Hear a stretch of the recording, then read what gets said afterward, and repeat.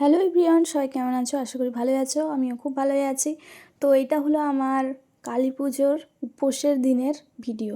কাল আমাদের মা মৌলাসিনীর মন্দিরে কিন্তু নরনারায়ণ সেবা আছে, খিচুড়ি প্রসাদ খাওয়ানো হবে। প্রায় 6 থেকে 7 হাজার লোক আমাদের এখানে ভোগ খায়।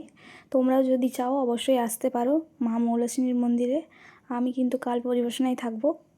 গত কয়েক বছর ধরেই আমি পরিবেশন করছি, ভগবানের কৃপায় এবছরেও করব।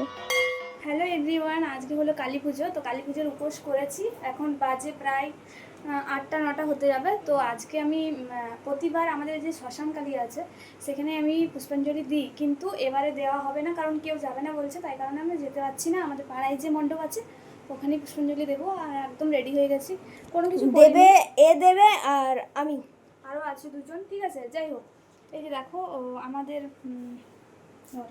আমাদের এইখানে মেলার জন্য কতগুলো মালা আনা হয়েছে। তো তোমাদেরকে দেখাচ্ছি। দেখো, এই মালাটা হচ্ছে আমাদের এই সামনে ঠাকুরকে দেওয়ার জন্য, ছোটো যেহেতু তার জন্য এই মালাটা আনা হয়েছে। আর এই যে আমাদের শ্মশানে দেওয়ার জন্য এই মালাটা আনা হয়েছে।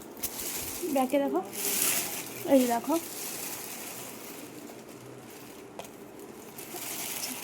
তো এই মালাটা পরে মা কালীকে আমাদের কেমন লাগছে, কতটা সুন্দর লাগছে, চলো তোমরা দেখে নাও। আমার তো খুব ভালোই লাগছিল। এই যে দেখো, পরিয়ে দিয়েছে। আর প্রত্যেক বছরই বাবা দেয়, এবছরও দিয়েছে। মানে বিভিন্ন জায়গায় দেয় আর এখানেও দেয়। তো আমাদের মণ্ডপটাও দেখে নাও কেমন সাজিয়েছে। এই যে দেখো, গেটটা এত সুন্দর সাজিয়েছিল। আর তার সঙ্গে এই যে একদম টুনি লাইটে ভর্তি করে দিয়েছিল। এখানটা যা সুন্দর লাগছিল কি আর বলবো, ভাষায় কোনো প্রকাশই করা যাবে না। পুরো রাস্তাটা জুড়ে এত সুন্দর লাগছিল, মানে কী আর বলবো। আমাদের দুর্গাপুজোর থেকে আমার মনে হয় কালী পুজোটা মনে হয় বেশি ভালো কাটে। কার কার মনে হয় দুর্গাপুজো থেকে কালী পুজোটা বেশি ভালো কাটে অবশ্যই কিন্তু কমেন্ট করে জানিও। আর আমার এই ভিডিওটা এত লেট করে দেওয়ার একটাই কারণ এই যে এইখানে আমাদের যে মণ্ডপটা রয়েছে, মানে কালী মণ্ডপটা, শ্মশান কালী, ওখানে কালকে আমাদের খিচুড়ি খাওয়ানো হবে।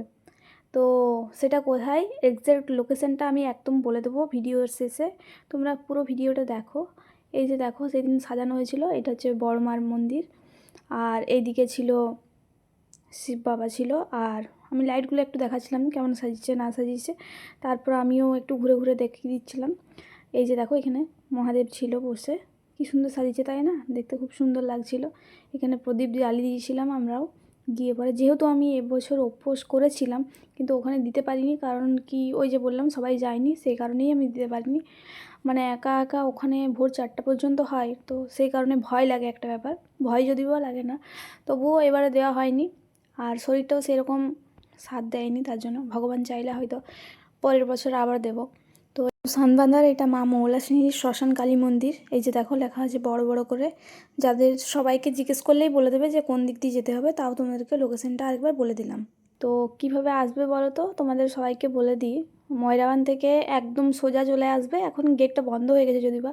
তো সতীঘাট থেকে সোজা এসে যে বড় ব্রিজটা পড়ে, বড় ব্রিজ থেকে বাঁ দিকে একটা দেখবে লাল কাঁচা রাস্তা চলে যাচ্ছে, ওটা দিয়ে সোজা আসতে হবে।